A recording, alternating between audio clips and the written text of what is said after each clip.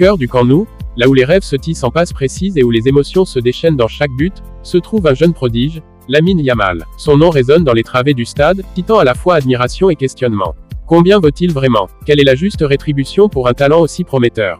Dans cet article, nous plongerons dans les méandres des contrats et des chiffres, pour mieux comprendre le salaire de Lamine Yamal au FC Barcelone. Lamine Yamal, ce nom qui s'inscrit en lettres d'or dans l'histoire du football, a signé un contrat de 3 ans avec le Barça en octobre dernier. Depuis, il a vu son salaire doubler, passant de 800 000 € à 1,6 million d'euros par an. Une progression vertigineuse qui reflète la confiance que le club place en lui. Lamine perçoit désormais 32 000 € par semaine, avant que les impôts ne viennent grignoter une partie de cette somme. Après déduction, il rentre chez lui avec 15 000 € par semaine, fruit de son talent et de ses efforts sur le terrain. Mais voilà, la réalité est parfois cruelle. Nico Williams, l'étoile de l'Athletic Bilbao, gagne quant à lui 200 000 € par semaine. Un écart colossal qui pose une question épineuse. Comment amener Nico au Barça sans léser Lamine? Si le Barça devait aligner Nico sur le même salaire qu'à Bilbao, qu'adviendrait-il de Lamine? Les agents du jeune prodige se font entendre, exigeant une amélioration rapide de son contrat. Le dilemme est là, palpable. Comment équilibrer les étoiles sans éclipser l'une au profit de l'autre? Le contrat de Lamine court jusqu'en 2026, mais attendre serait imprudent. Le Barça a déjà repoussé une offre de 250 millions d'euros pour le joueur. Il est donc sage de lui offrir un nouveau contrat, à la hauteur de son talent, pour éviter de le voir filer vers d'autres cieux. Au-delà du salaire de base, les primes s'invitent dans la danse. Les performances de Lamine sur le terrain, ses buts décisifs, ses passes millimétrées, tout cela se traduit en euros supplémentaires. Le Barça doit jongler avec ces variables, récompensant l'excellence tout en préservant l'équilibre financier.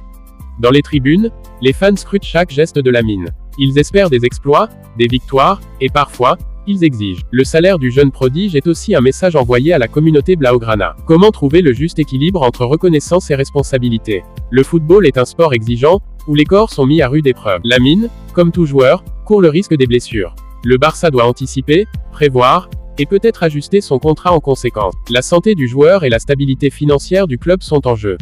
Lamine Yamal n'est pas seulement un nom local. Son talent transcende les frontières. Comment se situe-t-il par rapport à d'autres jeunes prodiges? Les clubs européens l'observent, les agents le courtisent. Le Barça doit se montrer à la hauteur, sans pour autant céder à la surenchère. Johan Cruyff disait, le football est un jeu d'échecs, pas de dames. Le Barça doit penser stratégie, prévoir les coups à venir. Lamine est-il un pion prometteur ou une reine en devenir? Les dirigeants doivent jouer leur partie avec finesse. Dans les tribunes, les fans scrutent chaque geste de Lamine. Ils espèrent des exploits, des victoires, et parfois, ils exigent. Le salaire du jeune prodige est aussi un message envoyé à la communauté blaugrana. Comment trouver le juste équilibre entre reconnaissance et responsabilité? Le football est un sport exigeant, où les corps sont mis à rude épreuve. Lamine, comme tout joueur, court le risque des blessures.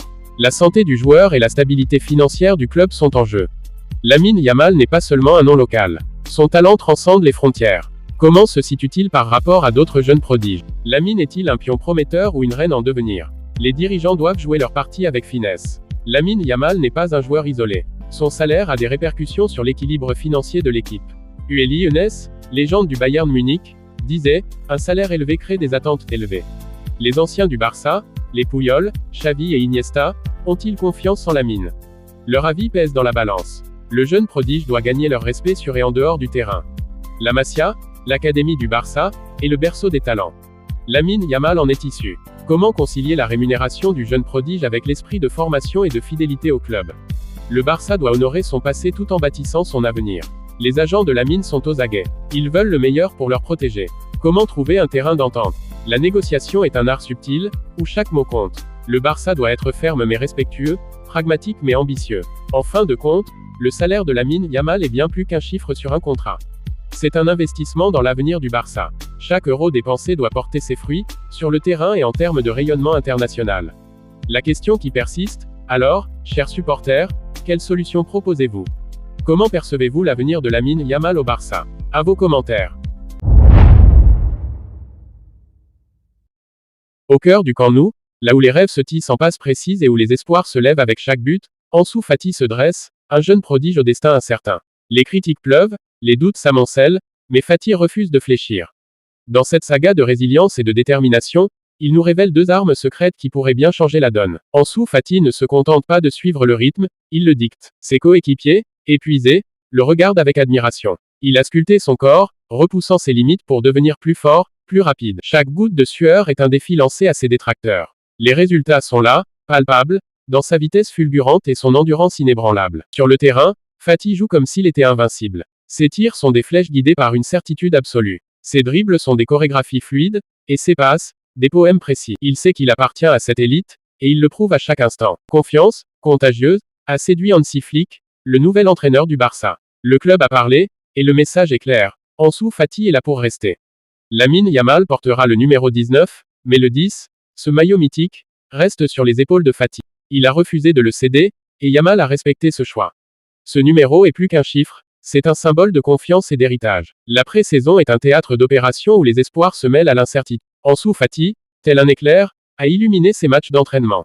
Ses pieds dansaient sur le gazon, défiant la gravité. Les supporters retenaient leur souffle à chaque accélération, à chaque frappe. Fati, lui, jouait avec la sérénité d'un vétéran. Les critiques, comme des bourrasques, n'ont pas réussi à l'ébranler. Il a marqué, souriant, comme s'il avait toujours su qu'il était destiné à ce moment. Ferran Torres et Rafinha, deux noms qui résonnent dans les couloirs du Camp Nou. Ils ont du talent, c'est indéniable. Mais Fati, tel un roc, ne fléchit pas. Si Torres et Rafinha veulent briller, ils devront surpasser le jeune prodige. Leur place au club est en jeu, mais celle de Fati semble inébranlable. Les entraînements sont leur arène, et le public attend avec impatience le duel des titans. L'entraîneur allemand, Hansi Flick, observe, évalue. Il sait que les étoiles naissent dans les moments les plus sombres. Fati, avec sa détermination et son talent brut, a gagné sa confiance. Les tactiques se dessinent, les schémas se forment. Flick sait qu'il peut compter sur ce jeune prodige pour allumer le feu dans les matchs cruciaux. Ansu Fati ne se bat pas seulement pour lui-même. Il incarne l'âme du Barça, une famille unie par la passion du jeu. Les supporters, les anciens joueurs, tous regardent avec espoir. Ils savent que ce numéro 10, porté par des légendes, est maintenant entre de bonnes mains. Fati, humble et féroce, écrit sa propre histoire dans les pages Blaugrana. La saison prochaine, les projecteurs se braqueront sur Ansu Fati. Les stades résonneront de son nom, les maillots floqués de son numéro. Mais chaque instant sera un défi. Les blessures, les défaites, les critiques, tout cela fera partie du voyage.